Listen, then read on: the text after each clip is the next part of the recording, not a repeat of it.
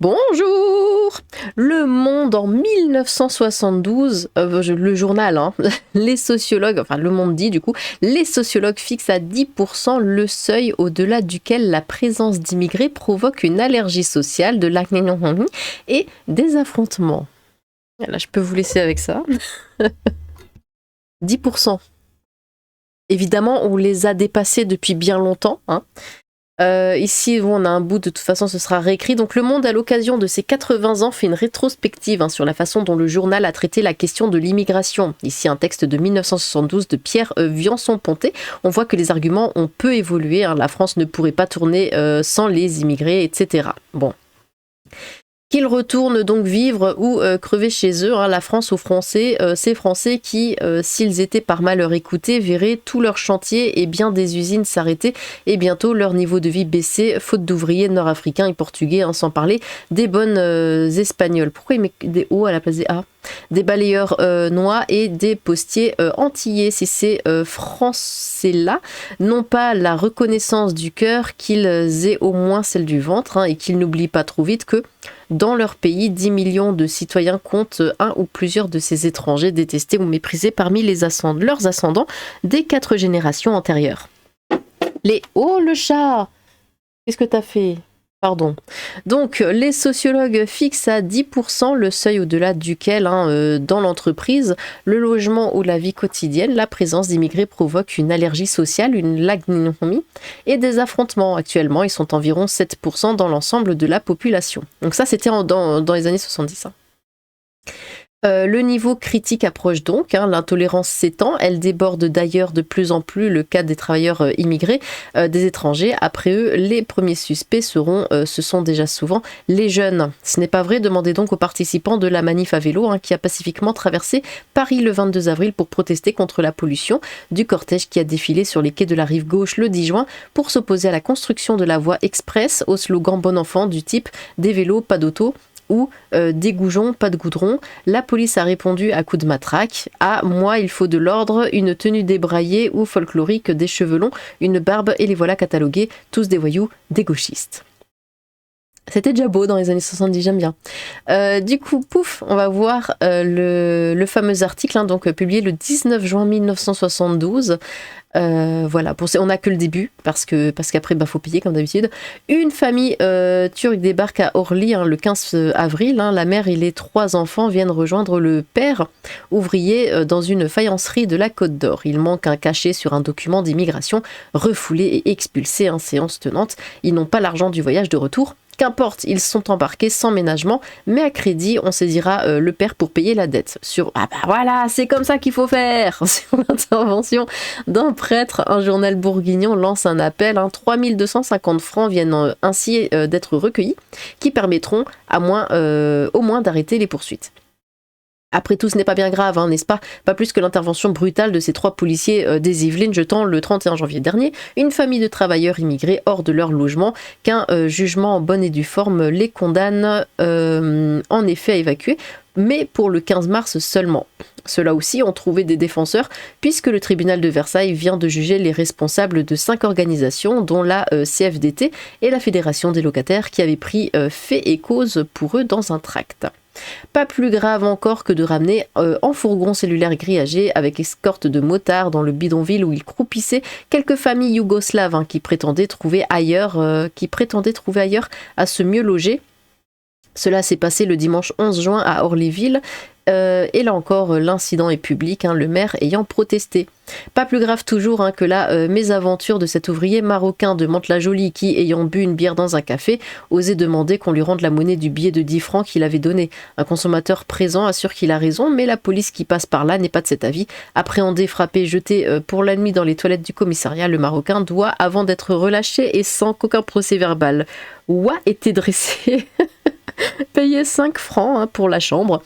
3 de ses compatriotes dans la même ville, le 16 mai, devront eux rembourser 3 képis de policiers qu'ils sont censés avoir endommagés au cours d'un contrôle d'identité. Comme quoi, déjà dans les années 70, ils foutaient le bordel.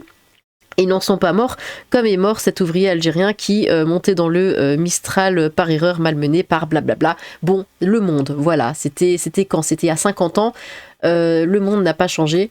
toujours anti-français, pour l'immigration, ce genre de choses. Voilà. Ils doivent rembourser les képis qu'ils ont abîmés. Bah oui, bah, tu viens ici, tu t'en prends déjà à la police. Dans les années 70, déjà. Mais apparemment, c'est normal. Le Monde. Bon, alors, ici, Le Monde en 72, les sociologues fixent... On va voir un petit peu les commentaires. Sondage de 1966, déjà. Bon, qu'est-ce que ça dit? Question. Estimez-vous qu'il y a trop de travailleurs étrangers en France? Juste ce qu'il faut ou pas assez? Donc trop 57%, ce qu'il faut 28%, pas assez 3, ne se prononce pas 12.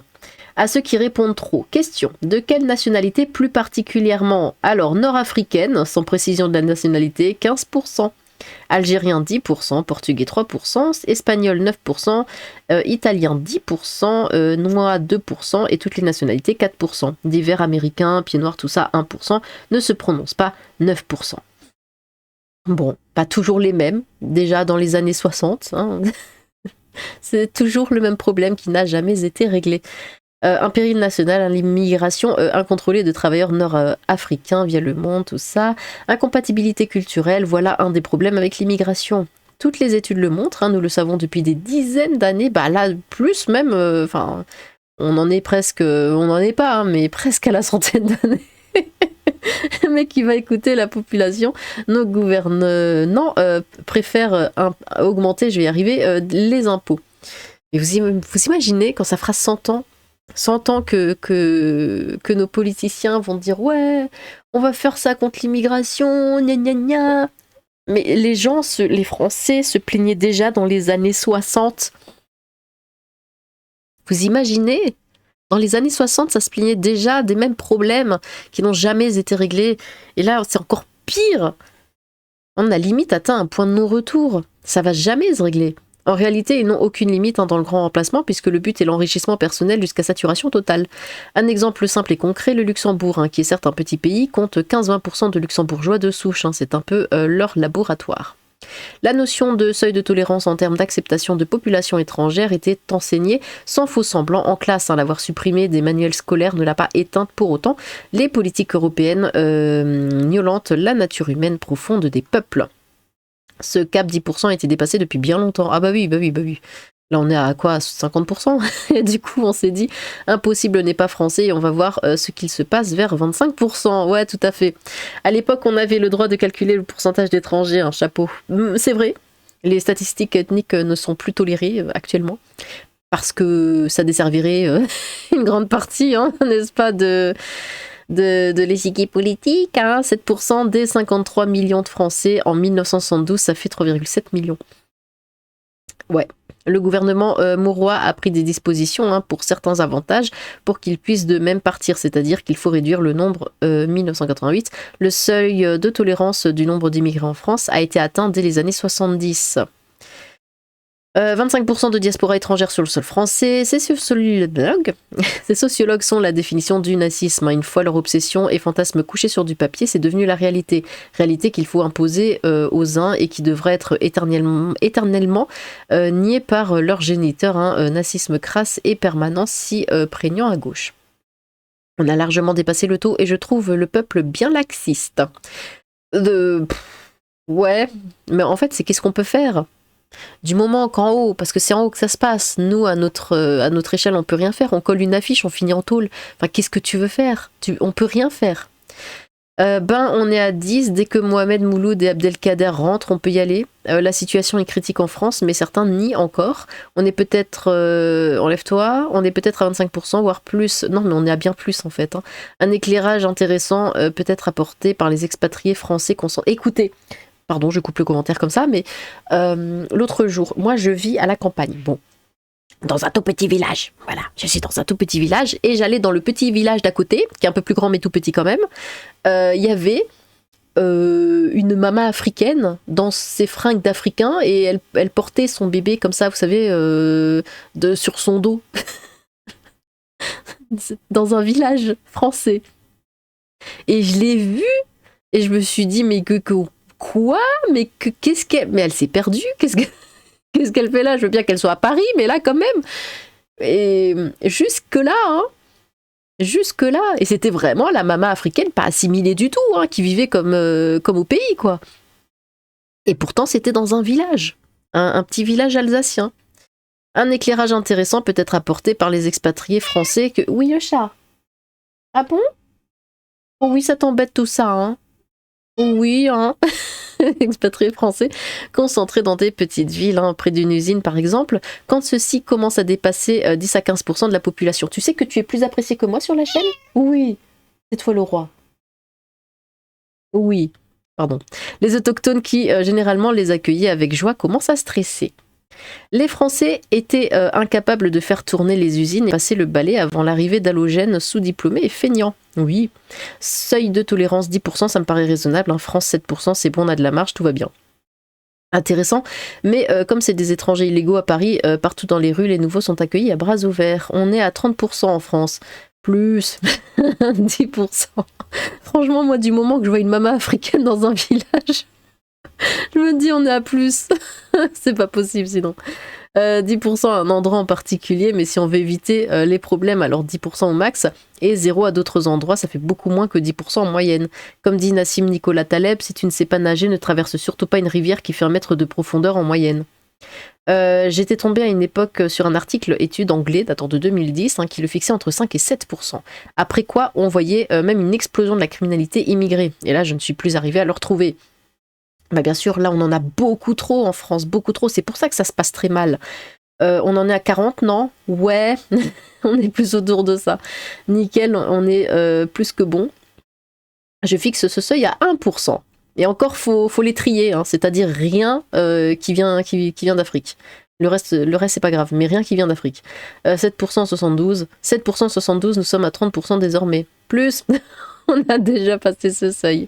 Peut-être rire, et ben voilà, on n'est pas une homophobe, on fait juste de l'allergie sociale. C'est ça, c'est de l'allergie.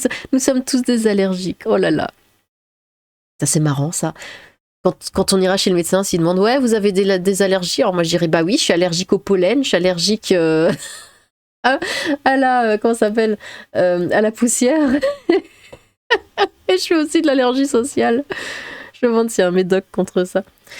Comme quoi, on est bien docile en vérité. Hein, le monde a bien changé depuis. Nous y sommes. En Algérie, en 1960, les pieds noirs représentaient 10% de la population. Ils ne voulaient pas assimiler, venir à la mosquée avec le local, participer au commerce local par les Arabes ou Berbères. Ils se mariaient entre eux et avaient des privilèges d'État. Ils ont alors été expulsés. Le chantage insatiable des sales gauchistes. Quel sociologue 1972, ils sont donc morts. Alors les gens vivent un peu plus quand même que 60 ans, ça va. D'où la création de SOS Racisme. Bah ça va, je te dérange pas. D'où la création d'SOS Racisme. Remercier l'Europe, celle qui décide, la souveraineté nationale n'existe plus. J'adore le terme allergie sociale, cette belle référence aux réactions du système immunitaire au corps étranger. Ah, c'est tellement ça.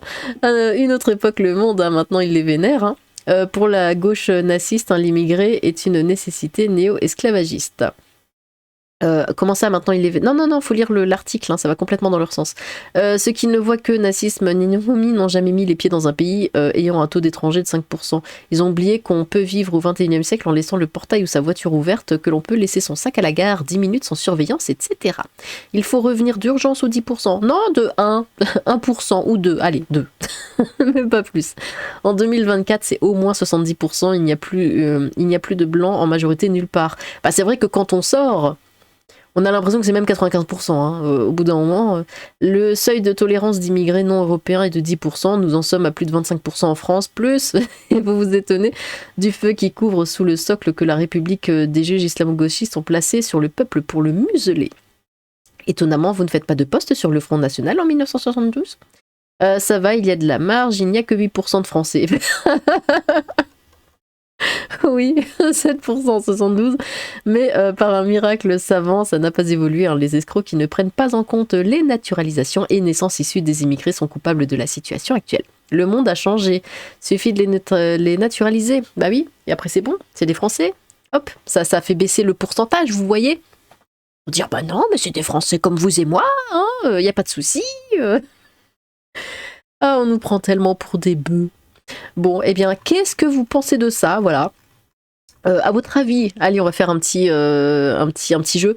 On est à combien en pourcentage d'étrangers en France, en fonction de là où vous vivez? Dites-moi. Voilà, moi j'ai l'impression qu'on est à 95%, mais dites-moi en fonction de là où vous vivez, quel est le pourcentage d'après vous par rapport à ce que vous voyez quand vous sortez. Bon, eh bien, n'hésitez pas à vous exprimer dans les commentaires. J'ai hâte de vous lire. Sur ce, tchou!